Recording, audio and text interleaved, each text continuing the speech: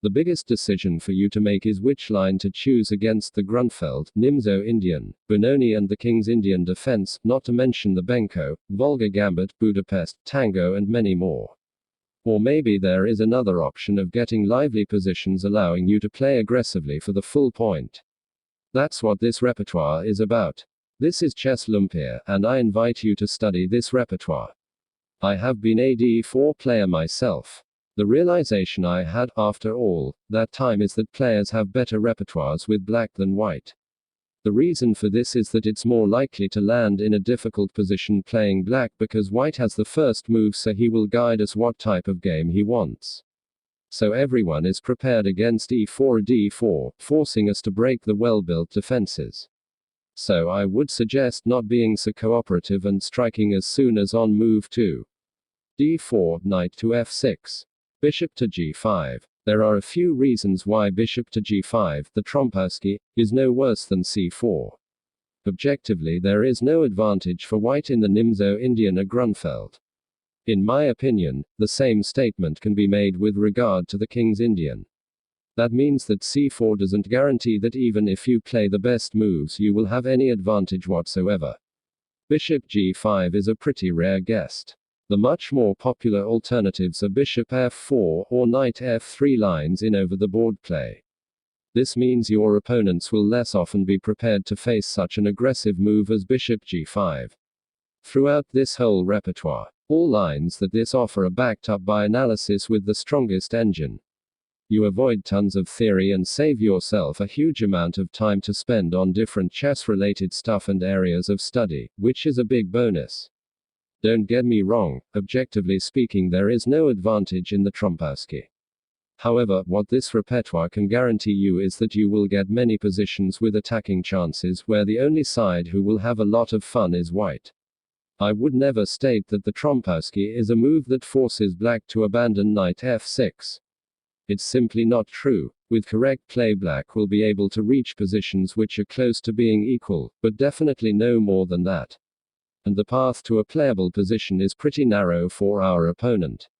If you don't want to study novelties on the move 20 to 25, trying to remember all the theory of the main lines, not to mention hundreds of hours to do that, then we probably speak the same language. So, I wish you all as much fun learning this Trompowsky repertoire. Welcome to the Trompowsky world. You will not regret it. d4, knight f6, bishop g5. This move was popularized by the Brazilian chess player Octavio Trompowsky. White doesn't play c4, but has other aggressive intentions. Instead of occupying the center with pawns, we want to develop as fast as possible and start attacking black's position. This weapon was championed by such players as Hodgson, Wells and Mladenovic. Knight e4. We should consider this as the main move because it is played most often. By playing knight to e4, black avoids his pawns being doubled after the immediate bishop takes f6, and asks us what are we going to do with the attacked bishop. h4. And now the fun begins. This variation has the coolest name in chess, the Raptor. After only 3 moves we have a very strange position. Both sides broke the basic chess rules. Black moved his knight twice, and he will move it a third time for sure, and white developed the bishop before the knights and also played a flank move with his h-pawn.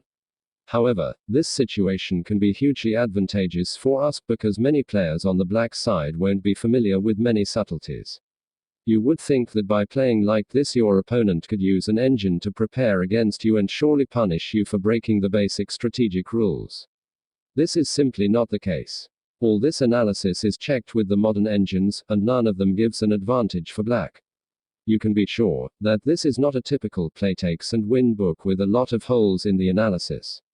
c5, a critical try. The alternatives will be analyzed in the next lines. d5. Of course, we don't miss a chance to seize some space and offer a pawn or 2 for an attack. The move d takes c5 would be a very anti-positional continuation which we won't look at. Queen to b6. We play knight to d2. The real gambit. Now black is obliged to accept our pawn offer to prove that his previous play made any sense. Knight takes d2. Bishop takes d2. Queen takes b2. Otherwise white will play bc3 and have an advantage. Knight f3. This is the correct move order. Note that after the immediate e4, black can play queen e5. Here, we eliminate that possibility, because now the e5 square is protected by the knight. d6, e4. Black already has problems completing his development. White on the other hand will continue with moves like h4 to h5, rb1 and a well-timed e4 to e5. In move 5, if the opponent play knight takes g5. A move which I always welcome with an internal smile. We play h takes g5. Queen takes b2. Other moves don't make any sense. It is better to suffer with at least a full stomach. g6. Don't let engines fool you with any other suggestions. This move is the core of the Raptor variation and should be played. Now we enter territory where black really needs to know how to avoid getting decapitated. F takes g6. The most popular move. Black is 2 pawns up, but all his moves failed to follow chess basics. He moved his knight 3 times, breaking the rule of fast development in the opening and not moving the same piece multiple times. He moved his f-pawn too quickly, breaking the rule of not making weakening pawn moves, especially close to the king, and he grabbed the b2 pawn spending 2 tempos, again breaking the rule of not moving the same piece multiple times in the opening. e3. We will play bishop d3 on the next move, as black has problems on his light squares is an immediate threat. d6. Creating a huge hole on e6 will result in our knight landing there in the future. We will focus on light squares now. Rook to b1, queen e5, knight gf3. Of course, we don't mind giving up another pawn for the initiative. This kind of position plays itself. Queen takes d5, bishop c4, queen f5, bishop d3, queen f7, knight g5, queen g8, rook takes h7, a great move. Rook takes h7, bishop takes g6 check. We get 2 pawns back with a dominant position.